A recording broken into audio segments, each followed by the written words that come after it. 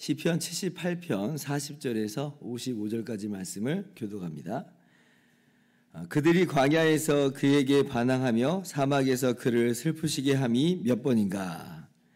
그들이 돌이켜 하나님을 거듭거듭 시험하며 이스라엘의 거룩하신 이를 노엽게 하였도다. 그들이 그의 권능의 손을 기억하지 아니하며 대적에게서 그들을 구원하신 날도 기억하지 아니하였도다.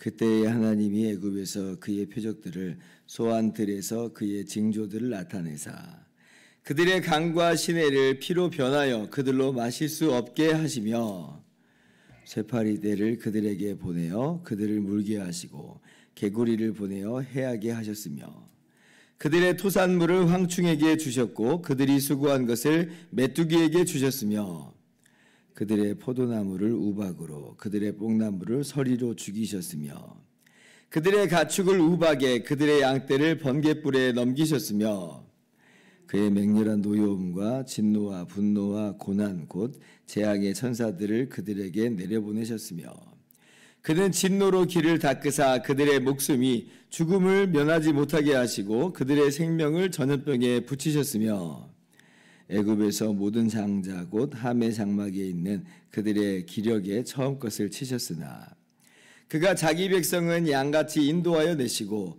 광야에서 양떼같이 지도하셨도다.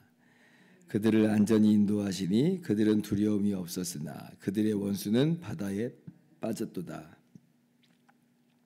그들을 그의 성소의 영역 곧 그의 오른손으로 만드신 산으로 인도하시고 또 나라를 그들의 앞에서 쫓아내시며 줄을 쳐서 그들의 소유를 분배하시고 이스라엘 지파들이 그들의 장막에 살게 하셨도다. 아멘. 할렐루야. 하나님의 크신 은혜와 평강이 오늘 또 변함없이 여러분 가운데 넘치기를 주님의 이름으로 축원합니다. 시편 78편 말씀은 이 출애굽서부터 왕정시대까지의 이스라엘 역사를 나선형 반복 구조로 그렇게 기술하고 있다 이렇게 말씀을 드렸었습니다. 하나님께서 이스라엘에게 크신 은혜를 베푸셨죠. 그러나 이스라엘은 하나님의 은혜를 망각하고 오히려 배은망덕하였다 하였습니다. 그래서 하나님께서 당연히 의롭고 거룩하시기에 진노하시나 그러나 그럼에도 불구하고 긍휼을 베푸셔서 멸망시키지 않으시고 포기하지도 않으시고 계속 은혜로 인도하신다 하였어요. 그런데 이제 나선형 반복 구조라고 하는 건 뭐예요? 또 그 은혜를 받은 이스라엘이 또 그걸 또 잊어버리고 또 불순종하고 반항하고 원망하고 하나님을 슬프시게 했다라고 하는 것이죠. 이제 이게 이스라엘의 이 광야 시대의 한 모습이었습니다. 그래서 오늘 이 40절, 이 41절 보면 바로 그 얘기예요. 그들이 광야에서 그에게 반항하며 사막에서 그를 슬프시게 함이 몇 번인가? 41절 같이요. 그들이 돌이켜 하나님을 거듭거듭 시험하며 이스라엘의 거룩하신 이를 노엽게 하였도다. 사실 이럴 수는 없는데요. 그죠? 아니 이렇게 놀라운 은혜를 받았으면서도 불구하고 아니 어떻게 이럴 수 있는가? 아니 애굽에서 이스라엘을 그렇게 출애굽시킨 게 이게 얼마나 놀라운 은혜예요. 애굽에서의 그 고통이라고 하는 게 얼마나 심했는지 그들의 고통이 그들의 부르짖음이 하늘에 사무칠 정도로 심지어는 사내 아이가 태어나면 죽여라라고 하는 아주 비인간적인 명령까지도 정말 그들이 이제 그 정도의 어려움을 겪기도 하였는데 그런데 그 종살이하던 애굽 땅에서 건져내신 게 얼마나 놀라운 이야기입니까? 그런데 이제 그걸 망각하고 이 광야 이 생활에서 보면 애굽으로 돌아가자. 아니 애굽으로 돌아가자 이게 말이 되는 얘기예요. 그 애굽이 어떤 애굽이었는데요? 그러니까 그들의 머릿속에 있는 애굽은 이상해요. 분명히 그들의 삶 속에서 지내왔던 애굽은 400년 동안 종살이하던 정말 비참하게 울부짖는 시대였는데 광야 시대는 이게 이상하게 포장이 돼가지고 아니 애굽에서는 고깃가마에서 우리가 먹었다. 애굽으로 돌아가자. 정말 얼마나 어이가 없는 모습인지 몰라요. 그런데 이제 이러한 그 이스라엘의 불성실함과 이러한 이 패역함에 반하여서 하나님은 얼마나 은혜로우신가, 하나님 얼마나 성실하신가. 오늘 말씀이 그것을 또 여지없이 대조해 주고 있지요. 43절 말씀을 보면 먼저는 하나님께서 얼마나 은혜로우신 하나님이셨는지를 먼저 애굽 땅에서 10가지 재앙을 치시고 그렇게 이스라엘을 건져내신 것으로 그렇게 다시 한번 기억하게 합니다. 애굽에 10가지 재앙이 내렸는데 이스라엘 사람들이 거하는 고센 땅에는 그 재앙이 임하지 않았죠. 그것만 해도 이미 구별하셨고 그렇게 하나님께서 이스라엘을 은혜를 베푸셨다라고 하는 우리가 잘 알게 되는 것이죠. 오늘 말씀 보면 이제 10가지 재앙이 다 기록된 건 아니에요. 한 7가지 재앙이 기록된 것으로 보여요. 44절 말씀 보면 피재앙, 그리고 45절 보면 파리, 개구리 재앙, 46절 보면 메뚜기 재앙, 47절 보면 우박 재앙, 그죠? 그리고 이제 아마 50절 보면 이게 아마 가축 돌림병을 포함한 그런 거 아닌가 이제 이렇게 생각을 한번 해볼 수가 있겠고, 그리고 51절은 애굽의 장자를 치는 10번째 재앙을 지금 그렇게 기록을 하고 있습니다.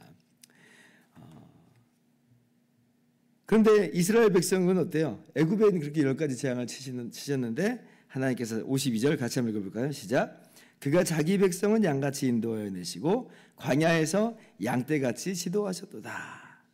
선한 목자처럼 하나님은 자기 백성을 그 양떼를 인도하듯이 인도하여 냈다는 것이에요. 이스라엘 이제 애굽 땅에 이 10번째 재앙이 내렸을 때는 장자를 다 죽이시는 재앙이잖아요. 그래서 사실 그 땅에 있는 이상 이스라엘에게도 사실 똑같이 장자가 죽는 그러한 재앙 가운데 놓여져 있음을 말씀하셨어요. 그런데 피할 길을 주셨죠. 어린 양을 잡아다가 그 피를 문 임방과 좌우 설주에 바르라. 그러면 하나님께서 그 피를 보시고 그 문을 넘어가시겠다. 그래서 정말 이스라엘이 그 어린 양을 잡아다가 그 피를 문 임방과 좌우 설주에 바르니까 하나님께서 이스라엘 집은 멸하시지 않았어요. 한 명도 죽지 않아요. 애굽 사람만 죽어요. 아니 세상에 이게 지금 무슨 하나님의 진노하고 어린 양의 피하고 무슨 상관이 있어요? 피 바른다고 해서 진노가 없다고 하는 게 무슨 의미가 있겠어요? 그런데 의미가 있다는 거예요. 근데 우리는 이제 이게 어떤 의미인 건지를 알죠.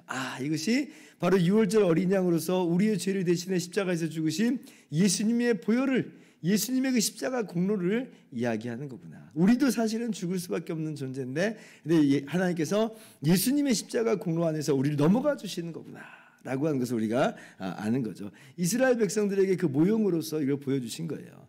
그렇게 하나님은 이스라엘을 건져냈다. 선한 목자로서 건져내어 주셨다라고 하는 거예요. 그리고 이제 이렇게 출애굽의 은혜를 상기시키면서 하나님께서 어디까지 인도하셨다고 그래요?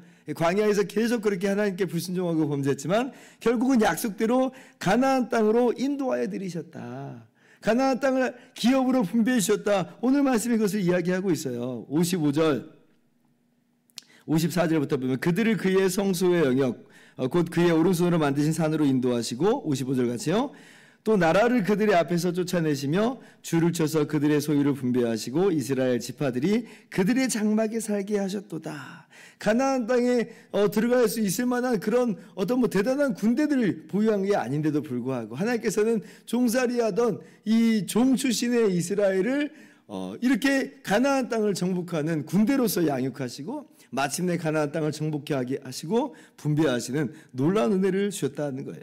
그러니까 하나님은 얼마나 긍휼이 많으신가, 하나님 얼마나 놀라우신 은혜 하나님이신가라고 하는 것이죠.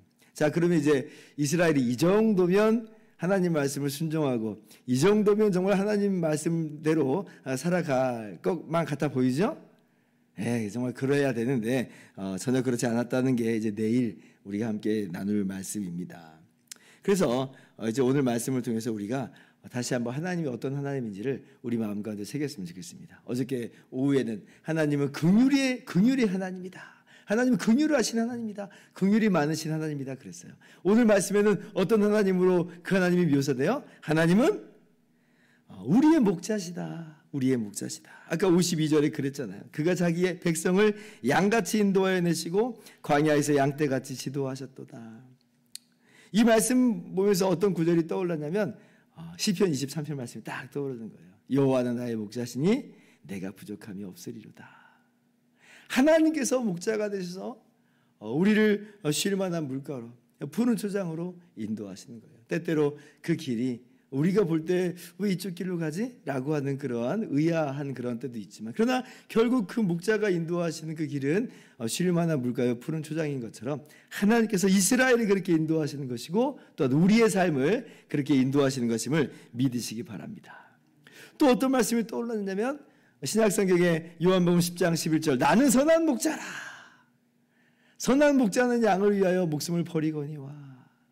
나는 양을 위하여 목숨을 버리노라 말씀하신 선한 목자이신 주님이 딱 떠오르는 거예요. 얼마나 은혜로우신가, 얼마나 좋으신가, 우리의 목자가 되신다는 거예요. 오늘도 우리가 이 믿음으로 살기를 바랍니다. 선한 목자가 되신 우리 하나님, 우리를 위해서 되신 십자가에서 죽기까지 사랑하여 주신 우리 구주 예수 그리스도를 우리가 믿음으로 따라갔으면 좋겠습니다. 목자 되신 주님께서는요, 우리를 죽이려고 인도하는 게 아니에요.